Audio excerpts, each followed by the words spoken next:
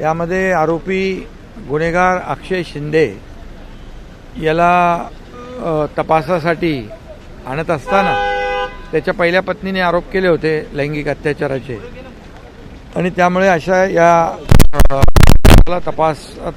तपासकामी आणताना त्याने पोलिसांवर फायरिंग केली. पोलिसांची बंदूक खेचून त्यामध्ये API निलेश मोरे जखमी आहे, त्याच्यावर उपचार सुरू आहे.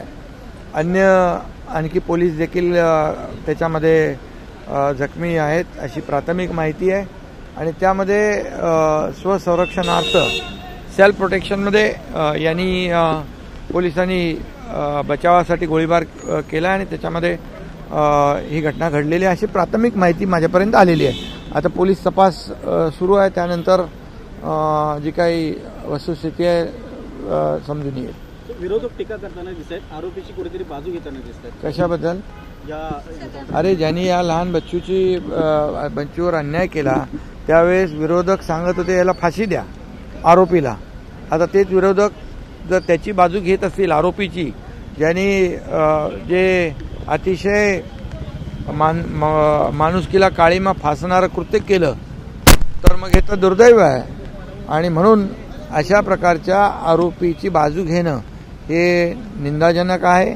त्याचा निषेध करावा तेवढा थोडा आहे. त्यांचं म्हणणं आहे की कुठेतरी संस्था चालक होते, त्यांना मागे घालण्यासाठी याचं एन्काउंटर करण्यात आलेलं असं वडेट्टीवार आणि नाना पटोले म्हणतात. नाही, आता विरोधी पक्षाला काही बोलायचा अधिकार आहे विरोधामध्ये. आज पोलीस एक जखमी आहे API दर्जाचा, त्याचं काहीच देणं घेणं या विरोधी पक्षाला नाही. जे पोलीस लॉ अँड ऑर्डरसाठी कायदा सुव्यवस्था राखण्यासाठी आपला जीव धोक्यात घालून काम करतात, जे सणावाराला रस्त्यावर उन्हात पावसात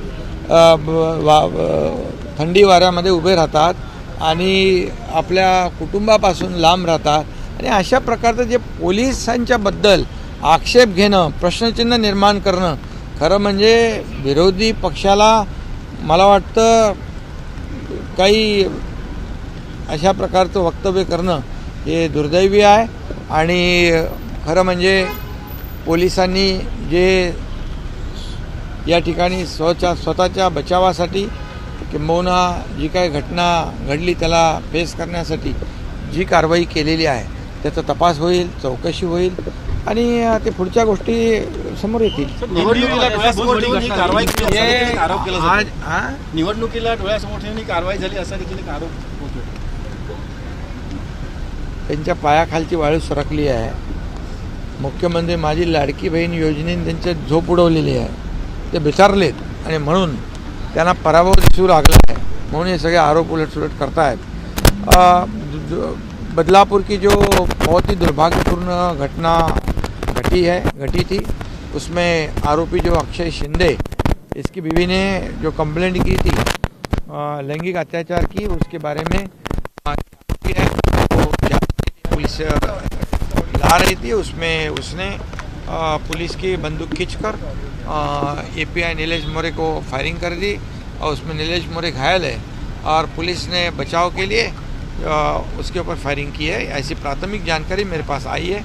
इसके बाद पुलिस जांच कर रही है.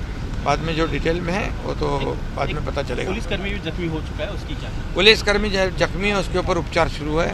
उसको अच्छे उपचार होनी चाहिए, ऐसी सूचनाएं मैंने अभी सभी को दी है. विपक्ष के नेता इस पर टीका कर रहे हैं कि ये जानबूझकर किया गया, क्योंकि ये विपक्ष के नेता पहले कह रहे थे, जो छोटी बच्ची के ऊपर अन्याय हुआ था, अत्याचार हुआ था, तब कह रहे थे कि अक्षय शिंदे को फांसी लगाओ, अक्षय शिंदे को फांसी होनी चाहिए. अभी वही विपक्ष अक्षय शिंदे के बाजू से बोल रहा है. ये कितनी निंदाजनक बात है, कितनी दुर्भाग्यपूर्ण बात है कि विपक्ष को कोई मुद्दा ही नहीं बचा है. विपक्ष के पैरों तले जमीन खिसक चुकी है और विपक्ष की नींद हराम हो गई है, क्योंकि मुख्यमंत्री लाडली बहन योजना ने उनकी नींद खराब कर दी है और उनको उनकी हार नज़र आ रही है. इसलिए ऐसे अनाप शनाप